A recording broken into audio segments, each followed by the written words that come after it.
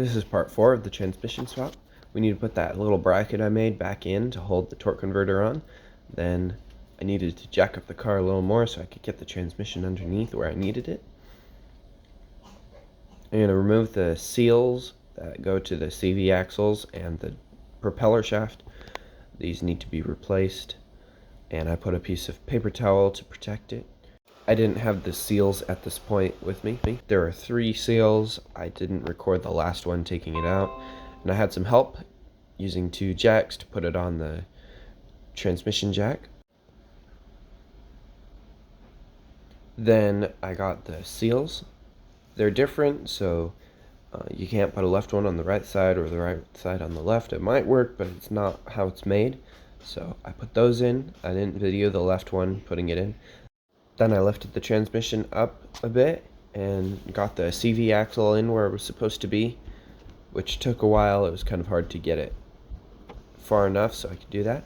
Then I attached a ratchet strap to the engine to pull it, to line it up with the transmission. And then I wiggled around with the transmission for a while until I got it onto the studs that held the transmission on. Make sure there's no hoses in the way. Then I put the mount on in the back and loosely put the bolts on, not tight yet.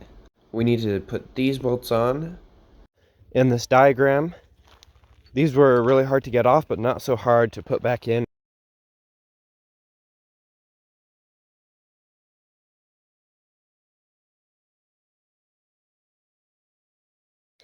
Before I tightened them, I put in the top 3 and removed the ratchet that was holding the engine in place. Then I torqued all 7 of those bolts. Then I torqued the transmission mount on the bottom.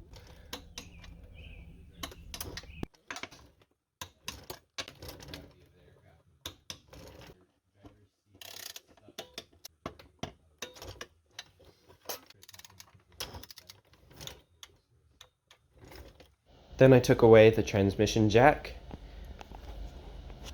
and removed the little bracket we put in the starter hole to hold the torque converter on.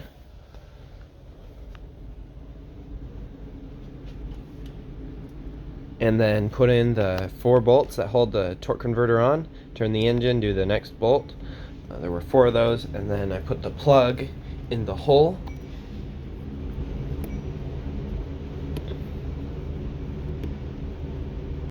Then put the 2 bolts in that hold on the ground wire terminals for the engine block. Then I put the throttle body on, torqued that down.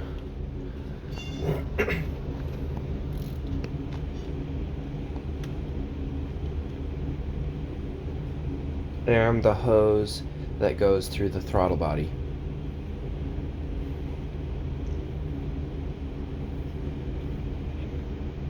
Then I put the hub back together and put the CV axle in where it goes. Torqued the strut mounting bolts there. Put in the clip for the speed sensor wire. Torqued the bolt that holds the brake line on. And put the stabilizer bar on. Both of those are the same on the other side of the car. Then I put the transmission shifter line on and torqued the holder on.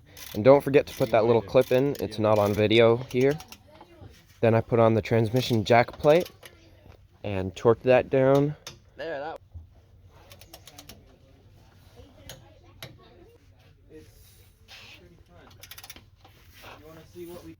Next, I put in the drive line.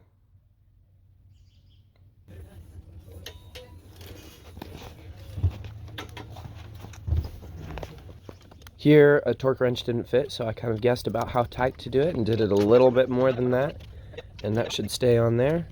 I took off the parking brake to turn it and then put the parking brake back on so I could tighten it. Then I put in the exhaust heat shield and tighten that down with the 4 bolts that hold it on. And next I put in the exhaust pipe There were 3 places to do bolts. There were 3 where it connects to the front exhaust pipe, 2 with the springs in the center,